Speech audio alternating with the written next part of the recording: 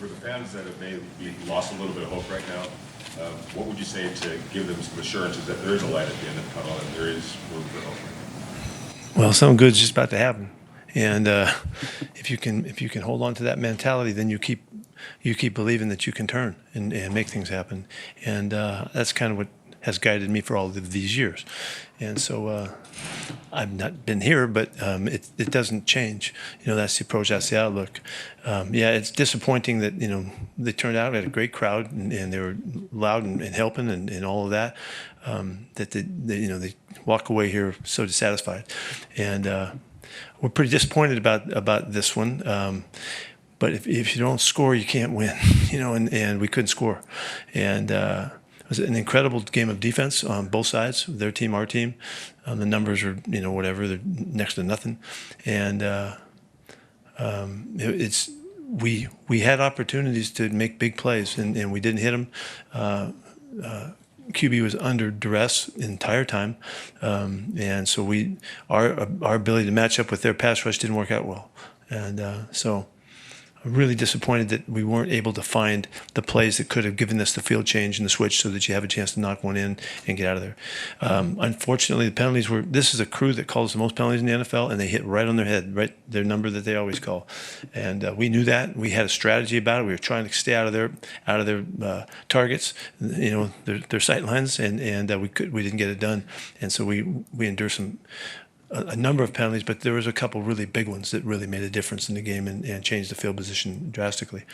So I know y'all want to know, like, where does it go with the quarterback versus the pass rush and all that. Well, we have to protect the quarterback a whole lot better than we did, and we tried the guys we thought had the best shot to do it. Willie turned his ankle, and so Cap got in there for a little bit, and then he went back. I think Will came back in the game at the end or whatever. He may have been able to return.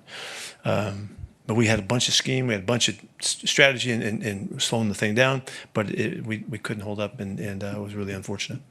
Pete, piggybacking off what you just said, you've got 2 third-round rookie offensive linemen. When you're giving up 10 sacks and your team has the record it has, was there any thought going to those rookies, getting them some experience? It couldn't have been worse after 10 sacks. Right? Yeah, that's one way to look at it. It couldn't be worse to just try something else. But we watch practice every day, and we watch the film, and we do our work to make our evaluations. And those guys are going to have their day. They're going to have their time, maybe sooner than later. But based on what we've seen and what we know, we're giving it the best shot we can. And yeah. Pete, there were a couple of times. You said that. Obviously, sorry, over here. Sorry, over here. Obviously, you said Geno was under duress a lot of the time. There were a couple of times where he had some time to throw and he wasn't able to connect with Trey Tucker. What do you think is happening there? Their inability to connect a lot on those deep balls. Yeah, uncharacteristic misses there because there was like 3 of them when Trey got behind him, and we had some real shots and opportunities, and he did have a chance to get the ball out and clean and all that. We need to hook those up, and there's no doubt. Trey ran as hard as he could, and he got open. He was behind him. He's got to put the ball on him. Those would have been plays that could have saved us on a day when we're struggling, on other downs. And that was really unfortunate because we really did have the right opportunities there for us.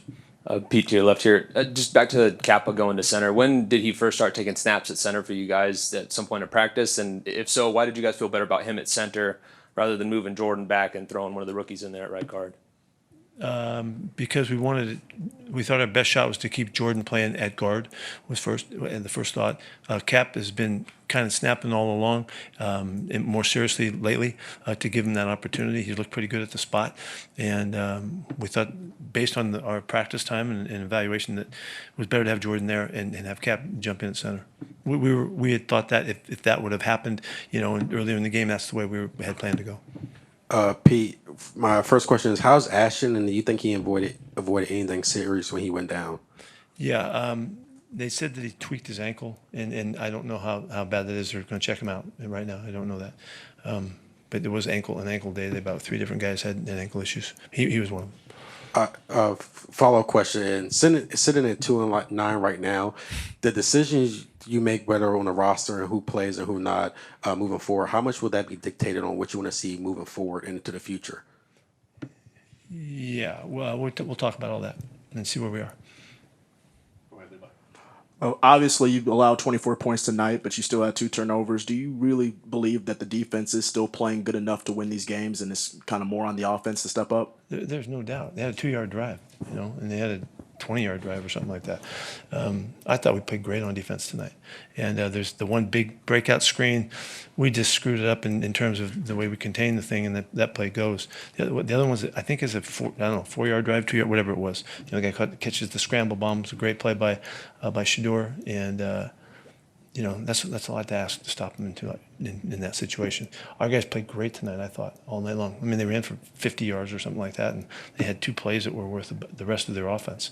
And so I was really proud of the way those guys battled and the situation that we put them in and all that. I just wish if I had to do it again, I'd kick the field goal, and at 14 to make it 14-6 or something like that. So we're within 1 score. We went for it in 4th and 3. I mean, that's totally on me. Pete, how much right now of this offensive struggle is execution of players, offensive line, chip? How do you balance that out, sir? You mentioned execution of players. John McKay once was asked, what do you think of your team's execution? And he said, I think it's a good idea. But I never did really understand how he was willing to say that, but I just did it. So anyway, we have to execute better. We have to match up better. We have to do a lot of things better to get the kind of play we need. And we're looking at us in practice, and we're able to do it there. We got to carry it to the games, and the other teams are out there playing too. Pete, overall, right over here, Pete, center. Thanks.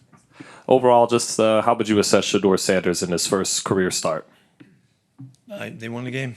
He did good enough to win the game, and made the play of the game really was the scramble play, and that was an extraordinary ball that he threw on that one, and that was really the one that I think was kind of the dagger in the ball game as it turned out. That changed things. Pete, I know that you approach the seasons with a lot of optimism, and it's obviously things haven't gone the way that you had thought that they were. You've expressed some surprise about that. In retrospect, or now, do you think that maybe, okay, this is a little bit further off than we imagined, and it's going to take work now to get this in the right direction? I've never not thought it would take work, to get it right, and it's a challenge every season. Look at all how the seasons go, and it's a day-to-day, week-to-week world we live in, and of course I thought I haven't been in the situation, so I thought, well, maybe I could have something to do with avoiding this, so we're going to keep doing what we know how to do, and that's to keep grinding. This team, I mean, just in the locker room right there, they ain't giving up on each other, and I'm not giving up on them, and they're not giving up on me, I hope, and we're going to keep battling and work our ass off just the way we know how to do, and that's really what you do, and try to make the right decisions and the right choices with the personnel and all of that as best we can, and in our world, they got to show it. And that they compete to show it, and that's always been the way, and we won't change that. Be over here to your right. I don't know if you mentioned it, but Michael Mayer's status. What do you know about his situation? Yeah, it was his ankle too. Yeah, he had an ankle sprain, and like I said, there's 3 or 4 guys that got tweaked for one way or another. I don't know the severity of any of those at this point. Thank you, Coach. Okay. Geno, you have stood up there when it was your fault and taken the blame, and have stood up there when you wasn't your fault and taken the blame. And after 10 sacks today, and you were running around for your life, I mean, just how difficult is it in the NFL when you have no protection to execute an offense? It's really on me. I got to make better plays, find a way. Geno, where do you guys go from here at 2-9 and kind of keeping that hope and the hopefulness that there is some light at the end of this tunnel? We just want to continue to get better each and every week, and find ways to get better as a team, get better as an offense. We have to score more points than we score.